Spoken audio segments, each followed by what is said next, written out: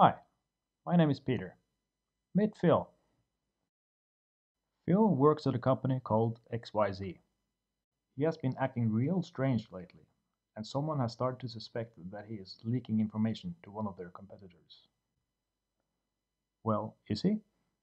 To help figure this out, XYZ has acquired his work-related documents and emails. I will now show how we can solve this fictional mystery using a document processing tool called Gransk. To start, I've added all the acquired documents into the tool's database. Welcome to the Gransk web interface. At the very top, you have the navigation bar.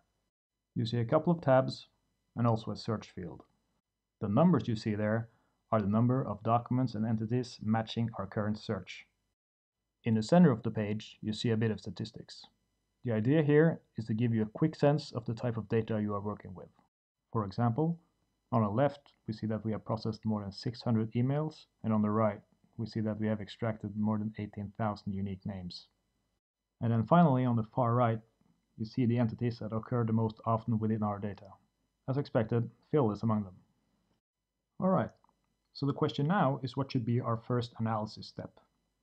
As our task is to find traces of communication between Phil and our competitor, it probably makes sense to start off by looking at his email address. I do this by clicking the link over here. We are now looking at the Entities tab. On the left, you see a list of entities relevant to our current search, which is only a single email. In the main portion of the page, we see a couple more tabs. I'm going to introduce these as we go along, and the first one here shows a list of documents in which this entity occur. The documents we are currently looking at seem to be emails, and there are quite a few of them, so it may make more sense to visualize it as a network. In this view, we see the entities that have been found inside the same documents as Phil's email address. For example, email addresses Phil has been in contact with.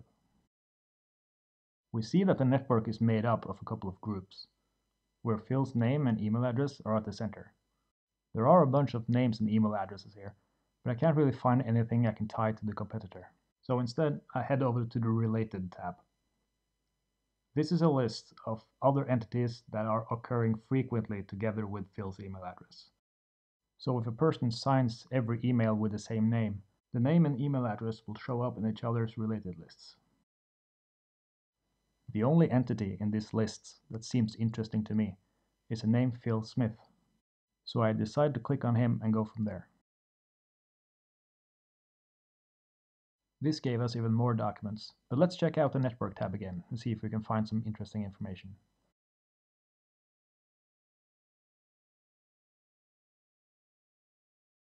I mean, we can go through every single entity here to see if we find something interesting, but it just doesn't seem very practical.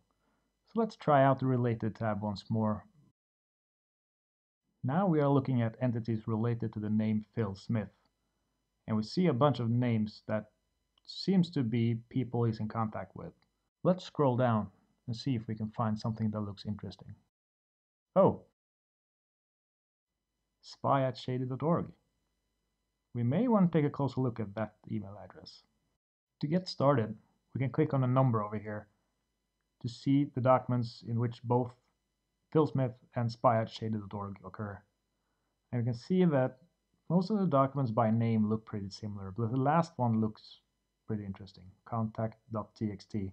So let's click on it and see what it contains. We are now in the Documents tab. In the center, you see the text that has been extracted from the document, and you also see highlighted the entities that have been identified.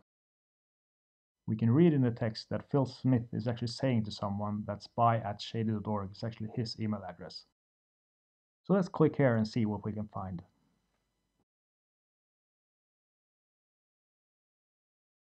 Here we see that the email address spy@shady.org is actually occurring in quite a bit of documents. So let's head back to the Network tab one more time to see if we can find something interesting.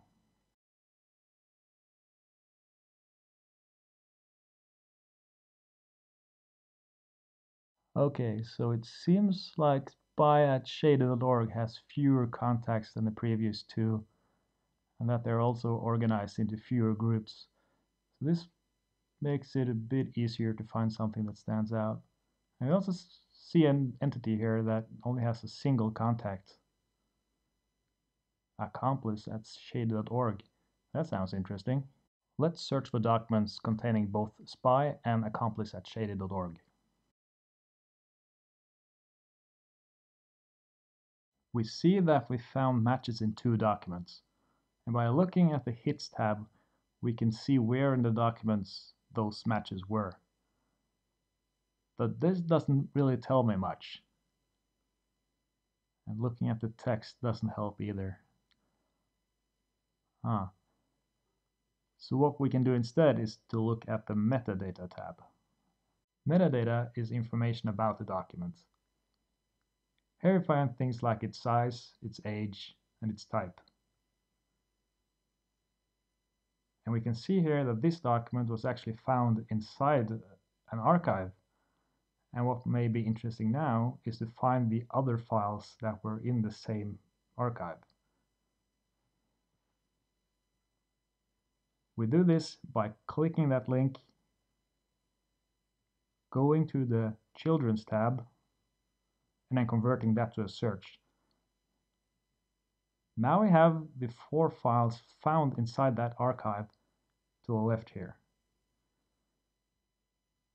And if we go through these documents, we find this picture. Oh yeah, there we go. I think we can call it a day.